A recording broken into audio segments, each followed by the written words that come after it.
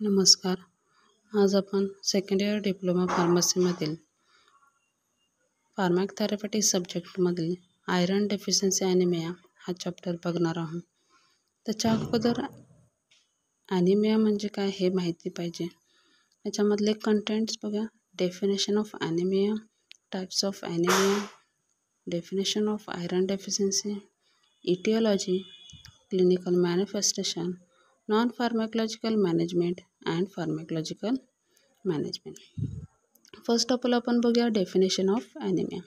Anaemia is a condition in which you lack of enough healthy red blood cells to carry adequate oxygen to your body's tissue.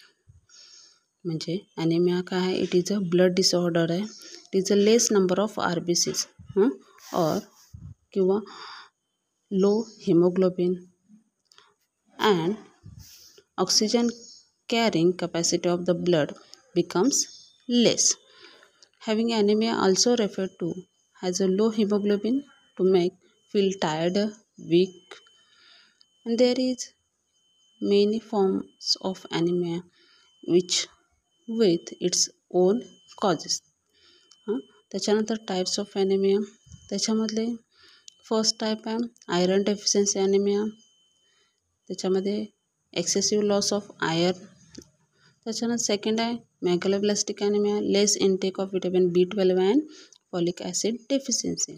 Third आहे pernicious anaemia. त्याच्यामध्ये काय होतं? Inability of stomach to absorb vitamin B12. Fourth आहे haemorrhagic anaemia, excessive loss of RBC through bleeding, stomach ulcer and menstruation. Next type आहे haemolytic anaemia. त्याच्यामध्ये दोन classes आहे. थॅलेसेमिक anaemia, less synthesis of haemoglobin. Second आहे sickle cell anaemia, RBC become sickle shape. आणि last आहे aplastic anaemia. Aplastic anaemia म्हणजे destructions of red bone marrow. आता आपण बघणार आहे iron deficiency anaemia. Iron deficiency anaemia काय आहे तर is the definition. This is the most common type of anaemia is caused by the shortage of the iron in the body. ज्यावेळेस आयर्नची कमतरता बॉडीमध्ये दाखवतात त्यावेळेस आयरन डेफिशियन्सी ॲनिमिया होतो. तर कुठं? Your bone marrow needs iron to make haemoglobin. Without adequate iron, your body can't produce enough hemoglobin or red blood cell.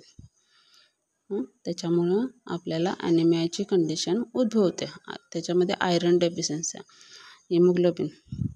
हिमोग्लोबिनमध्ये आयरनची डेफिशियन्सी दाखवते त्यावेळेस.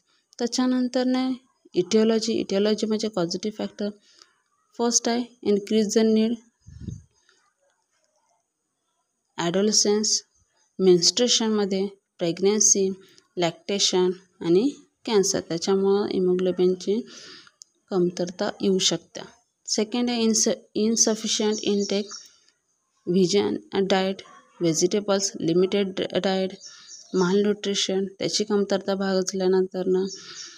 नेक्स्ट आहे decrease the absorption, high gastric pH, gastric urgency and vitamin C deficiency. हे झाले सगळे positive factor. याच्यामध्ये अजून काय शकतं तर जर problem with the small intestine, examples of cord disease or celiac disease, तो सुद्धा राहू शकते पॉझिटिव्ह फॅक्टर. प्रेग्नन्सीमध्ये राहू शकते. त्याच्यानंतर chronic condition as having cancer, kidney failure and diabetes कंडिशनमध्ये. आणि अजून म्हणजे तर diet does not have the enough certain vitamins आणि मिनरल्स, त्याच्यामुळं सुद्धा पॉझिटिव्ह फॅक्टर होऊ शकतो. त्याच्यानंतर आपण बघणार आहे त्याचे सिम्पटम्स म्हणजे clinical manifestation, brittle nails, spoon shaped nails. Next आहे atrophy of papillae of tongue, angular stomatitis and brittle hairs.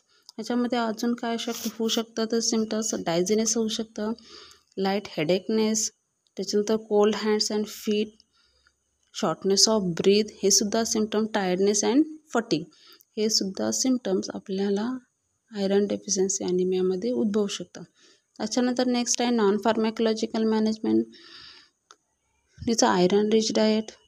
First आपण देणार आहे आयरन रिच डाएट. सेकंड आहे good source of iron include meats, beef, pork, lamb, liver and other organ meats. नंतर ना पोल्ट्रीचं त्याच्यामध्ये chicken, duck, turkey, liver especially dark meat. फिशमध्ये shellfish including clams, mussels and oysters and sardines, anchovies. नंतर लिफीमध्ये greens of the cabbage family such as broccoli, kale, turnip, greens and the कोलॅड्स. Next आहेत legumes such as the lima beans, green beans, dry beans such as pinto beans, black eyes peas and the canned baked beans. हे आपण non pharmacological management देऊन आपण iron deficiency anaemia prevent करू शकतो. किंवा त्याच्यामध्ये vitamin B12, vitamin C sources included citrus fruit आहे, hole और ज्यूस्ड, स्ट्रॉबेरीज आहे, पेपर्स आहेत, ब्रॉकलीज आहेत. हे सगळे आपण नॉन फार्मॅकोलॉजिकल मॅनेजमेंट देऊन रिकवर करू शकतो. आयरनमध्ये sources of the red meat आणि dark green leaf vegetables, beans, lentils, dried fruits and iron fortified cereals आपण देऊन ते रिकवर करू शकते. त्याच्यानंतर नेक्स्ट बघणार आपण फार्मॅकोलॉजिकल मॅनेजमेंट. त्याच्यामध्ये 2 ओरल आयरन थेरपी आणि पॅरेंटल आयरन थेरपी आहे. त्याच्यामध्ये आपण ओरल आयरन थेरपीमध्ये फेरस सल्फेट हायड्रेटेड 325 mg हा ड्रग देणार आहे. आणि पॅरेंटल आयरन थेरपीमध्ये देणार आहे आयरन डेक्स्ट्रोड IV और IM, इंट्रावेनस और इंट्रामस्क्युलर. हे आपण देऊन आयरन डेफिशियन्सी कमी करू शकतो. थँक्यू.